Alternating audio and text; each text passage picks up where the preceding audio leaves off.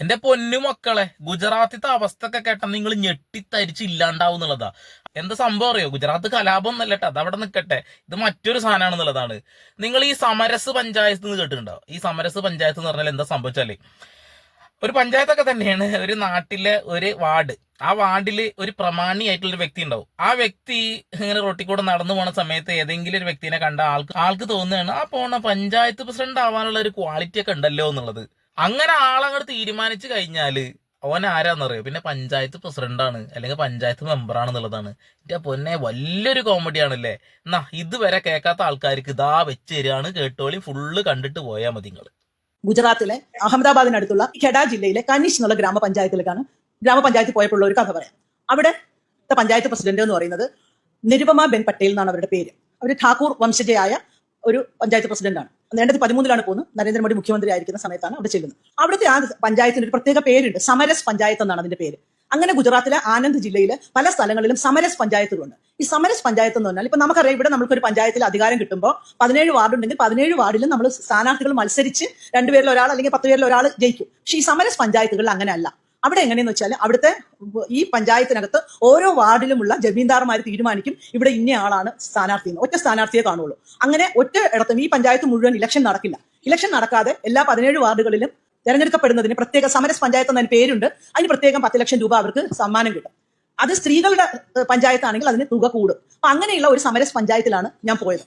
ഈ സമരസ് പഞ്ചായത്തുകൾക്കെതിരെ സുപ്രീം കോടതിയിൽ വരെ കേസ് നടക്കുന്നുണ്ട്. ഇത് ജനാധിപത്യത്തിനെതിരാണെന്നും തെരഞ്ഞെടുപ്പ് പ്രക്രിയയെ അട്ടിമറിക്കുന്നതാണെന്നും പറഞ്ഞുകൊണ്ട് സുപ്രീം കോടതിയിൽ കേസ് നടക്കുന്ന ഒരു ഇതാണ്. അപ്പൊ നമുക്കൊരിക്കലും ചിന്തിക്കാൻ പറ്റത്തില്ല, നമ്മൾ എന്തിനു വേണ്ടിയിട്ടാണോ ജനാധിപത്യത്തിനെയും തെരഞ്ഞെടുപ്പിനെയും ഒക്കെ കൊണ്ടുവന്നത് അതിനെ ടോട്ടലി അട്ടിമറിച്ചുകൊണ്ടാണ് ഈ സിസ്റ്റം അവിടെ നടക്കുന്നത്, ഗുജറാത്തിൽ നടക്കുന്നത്. ഈ കനിഷ് പഞ്ചായത്ത് ഞാൻ ചെല്ലുമ്പോൾ ഇവര് ഈ നിരുപമ ബെൻ പട്ടേൽ പഞ്ചായത്ത് പ്രസിഡന്റായിട്ട് അവർ ഇരിപ്പുണ്ട്. അവർ മുഖത്ത് നമുക്കറിയാലോ, സാരി കൊണ്ട് മറച്ചിട്ടാണ്. ആ പുരുഷന്മാർ വല്ലവരും അവരുടെ ക്ലർക്കോ ആരെങ്കിലും വരുന്നെങ്കിൽ വേഗം ഒരു മുഖത്ത് മറയ്ക്കും. അല്ലാത്ത സമയം നമ്മൾ സ്ത്രീകൾ ഇരിക്കുമ്പോൾ അവർ സംസാരിക്കും. അന്ന് രാവിലെ ഞാനും എന്റെ കൂടെ ഉണ്ടായിരുന്ന 2 പെൺകുട്ടികളുണ്ടായിരുന്നു, ഗുജറാത്തി ഭാഷയിൽ എനിക്ക് ട്രാൻസ്ലേറ്റ് ചെയ്ത് തരാനുള്ള 2 കുട്ടികൾ. അപ്പൊ അവരുടെ കൂടെ ഞാൻ പോയപ്പോൾ നഗരി എന്ന് പറഞ്ഞിട്ട് അവിടുത്തെ ഒരു സ്ഥലത്ത് പോയായിരുന്നു. അപ്പൊ അതൊരു മുസ്ലിം ഖെട്ടോയാണ്. അവിടെ മുസ്ലിങ്ങൾ ഒരുമിച്ച് മാത്രം താമസിക്കുന്ന സ്ഥലമാണ്. അവിടെ നമുക്ക് ഗുജറാത്തിൽ ചെന്ന പല സ്ഥലങ്ങളും കാണാൻ പറ്റും. ഖെട്ടോകളാണ് അവർ താമസിക്കുന്നത്. അങ്ങനത്തെ ഒരു ഖെട്ടോ പോലത്തെ ഒരു സ്ഥലത്താണ് പോയത്. അപ്പൊ അവിടെ ചെല്ലുമ്പോൾ അവർ പറയുന്നത് ഞങ്ങൾക്ക് വെള്ളം തരുന്നില്ല, ഞങ്ങൾക്ക് വിദ്യുച്ഛക്തി തരുന്നില്ല, ഈ പഞ്ചായത്തിൽ അങ്ങനെയാണ് ഞങ്ങൾ ജീവിക്കുന്നത്. അപ്പൊ ഞാൻ ഈ പഞ്ചായത്ത് പ്രസിഡന്റിനോട് ചോദിച്ചു, നിങ്ങൾ ഈ നഗരി എന്ന് പറയുന്ന സ്ഥലത്ത് എന്തുകൊണ്ടാണ് വെള്ളം ഒന്നും കൊടുക്കാത്തെന്ന് ചോദിച്ചപ്പോൾ അവരെന്നോട് പറഞ്ഞു അവർക്ക് അങ്ങനത്തെ സ്ഥലത്തെ കുറിച്ച് അറിയില്ല. അവർ പറഞ്ഞു ഈ പഞ്ചായത്ത് എന്ന് പറഞ്ഞാൽ വലിയ സ്ഥലമല്ലേ, അവിടെ എല്ലായിടത്തും കാര്യങ്ങൾ എനിക്ക് അറിയാൻ പറ്റുമോ. നിങ്ങൾ കൊട്ട്ലാസറോട് ചോദിക്കുന്നു. കൊട്ട്ലാസ് എന്ന് പറഞ്ഞാൽ അവിടുത്തെ ക്ലർക്ക്. അയാളെ വിളിച്ച് ചോദിക്കുമ്പോൾ അയാൾക്കും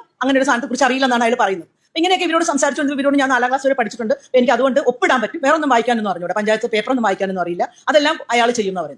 ഇതെല്ലാം കഴിഞ്ഞ് ഞാൻ അവരോട് ചോദിച്ചു, നിങ്ങളുടെ ജീവിതത്തിൽ ഈ സ്ഥാനത്ത് ഇരുന്നു കൊണ്ട് നിങ്ങൾക്ക് ഏറ്റവും അഭിമാനം തോന്നിയ ഒരു മുഹൂർത്തം അല്ലെങ്കിൽ ഒരു അനുഭവം പറയാമെന്ന് ചോദിച്ചപ്പോൾ അവർ പറഞ്ഞു, ഇപ്രാവശ്യത്തെ ശിവരാത്രിക്ക് ഞങ്ങളുടെ അമ്പലത്തില് ഒരു ദളിത് പെൺകുട്ടി തൊഴാൻ വന്നു, അവളെ എല്ലാവരും കൂടി അടിച്ച് പുറത്താക്കി. അതിന് നേതൃത്വം നൽകിയതാണ് ഈ പഞ്ചായത്ത് പ്രസിഡന്റ് എന്നുള്ള നിലയ്ക്ക് എനിക്ക് കിട്ടിയ ഏറ്റവും വലിയ ഒരു അവസരം, അല്ലെങ്കിൽ ഏറ്റവും അഭിമാനം നൽകിയ ഒരു അവസരം. അന്ന് രാത്രി അവളുടെ വീട് അടിച്ചു പൊളിക്കാനായിട്ട് ഒരു കൂട്ടം ആൾക്കാരെ വിടാനും എനിക്ക് നേതൃത്വം നൽകാൻ പറ്റി. അതാണ് എന്റെ അഭിമാന മുഹൂർത്തം. അപ്പൊ ഞാൻ ശരിക്കും ഞെട്ടി അവരോട് ചോദിച്ചു, നിങ്ങളൊരു ഭരണഘടനയിലിരിക്കുന്ന സ്ത്രീ ഒരാളല്ലേ, നിങ്ങൾക്ക് ഇങ്ങനെ സംസാരിക്കാമെന്ന് ചോദിച്ചപ്പോൾ അവരോട് പറഞ്ഞു, ദളിതോ ജൂത്ത ജൈസ ഹെന സിർമേ നയി പഹനേകാന്ന്. അതായത് ദളിത് എന്ന് പറഞ്ഞാൽ ചെരുപ്പ് പോലെയല്ലേ, ആരെങ്കിലും ഇതെടുത്ത് തലയിൽ വെക്കുമോ, പിന്നെ ദൈവത്തിന്റെ അടുത്ത് വരാൻ പാടുണ്ടോ. ജാതിയുടേതായ അവരുടെ ബോധത്തെ നമ്മളോട് തുറന്നു പറയാതിരിക്കാനോ മടിക്കാത്ത ഒരു ഇന്ത്യ നമുക്ക് പുറത്തുണ്ടെന്ന് പറയാനാണ് ഞാനിത് പറഞ്ഞത്. ഈ കുട്ടിയെ ഞാൻ അടുത്ത ഗ്രാമത്തിൽ രോഹിത് വാസ് എന്നുള്ള ഗ്രാമത്തിൽ പോയി ഈ അമ്പലത്തിൽ കയറിയ കുട്ടിയെ കാണാൻ പോയി. അനിത എന്നാണ് ആ കുട്ടിയുടെ പേര്. അപ്പൊ അവള് പറഞ്ഞു അന്നത്തെ അവളെ പറയാൻ അവിടുത്തെ ദളിതർ പോലും അവളുടെ കൂടെ നിന്നില്ല. അവളുടെ ഭർത്താവും ഒറ്റപ്പെടുകയും ഇങ്ങനെ അമ്പലത്തിൽ പോയി എന്ന് പറഞ്ഞിട്ട് അവളെ ഒറ്റപ്പെടുത്തുകയും ചെയ്തു. ഇപ്പോഴും അതിന്റെ പേരിലുള്ള കേസൊക്കെ നടക്കുകയാണ്. എന്തെങ്കിലും ഇതെല്ലാം ശരിയാവും, അപ്പൊ ദീദി കാണാൻ വരണം എന്നൊക്കെ എന്നോട് പറയണ്ടേ. ആ കുട്ടി കുറച്ച് പഠിച്ച കുട്ടിയാണ്, അഹമ്മദാബാദിലെ ഒരു സ്കൂളിൽ. ഒരു ഭരണഘടനയൊക്കെയുള്ള നാട്ടില്, ജനാധിപത്യ രാജ്യത്ത് നടക്കുന്ന പരിപാടികളാണ്. എന്തായാലും കൊള്ളാം. വെറുതെ അല്ല നരേന്ദ്രമോദി അവിടെ കാലും കയറ്റി കുത്തിയിരിക്കണമെന്ന് മനസ്സിലായില്ലേ. ഇതാണ് അവസ്ഥ. പിന്നെ ബാലറ്റ് പേപ്പറിലേക്ക് ഈ പരിപാടിയൊക്കെ ഒന്ന് കൊണ്ടുവന്നു കഴിഞ്ഞാൽ ആൾക്കറിയാം 8ന്റെ പണി കിട്ടുന്നുള്ളത്. അതുകൊണ്ടൊക്കെ തന്നെ EVM തൊട്ടുള്ള കളിയില്ല, അത് തന്നെ ശരണം, അല്ലെങ്കിൽ പണിയാണേ.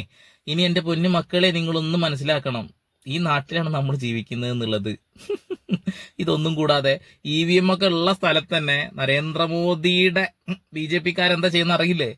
ഒരാൾ കയറി അങ്ങ് വോട്ട് ചെയ്യും, ബാക്കിയുള്ള ആൾക്കാരൊക്കെ അവിടെ ക്യൂ നിൽക്കണം. ഒരാളാണ് മറ്റുള്ള ആളുകൾക്ക് വോട്ട് ചെയ്യുന്നത്. നമ്മൾ നിരന്തരമായിട്ട് വീഡിയോസ് കണ്ടതാണ്. എന്നാലോ ഇലക്ഷൻ കമ്മീഷൻ ഇടപെടുമോ? ഒലക്കടപെടും. ഇടപെട്ട അവന്റെ പണി പോകുന്നു, അവന് വ്യക്തമായിട്ട് അറിയാം 8ന്റെ പണി കിട്ടുന്നുള്ളത്. അതുകൊണ്ട് മിണ്ടാതിരിക്കും എന്നുള്ളതാണ്. നമ്മളെ ബാബരി മസ്ജിദിലെ പ്രഥമ പൂജാരി പറഞ്ഞൊരു വാക്കില്ലേ, ഇതുവരിവിടെ കൊണ്ടുവച്ചതാന്നുള്ളത്. അധികം വൈകിയില്ല, മൂപ്പര് വെടിയുണ്ട് ചത്ത് എന്നുള്ളതാണ്. അപ്പൊ അതാണ് അവസ്ഥ. പേടിയാണ് എല്ലാവർക്കും, പേടി. ഏതെങ്കിലും കാലത്ത് നിന്ന് തീരുമാനം ഉണ്ടാവുമെന്ന് വെച്ചിട്ടുണ്ടെങ്കിൽ പടച്ച തമ്പുരാന് പോലും അറിയില്ല എന്നുള്ളതാണ്.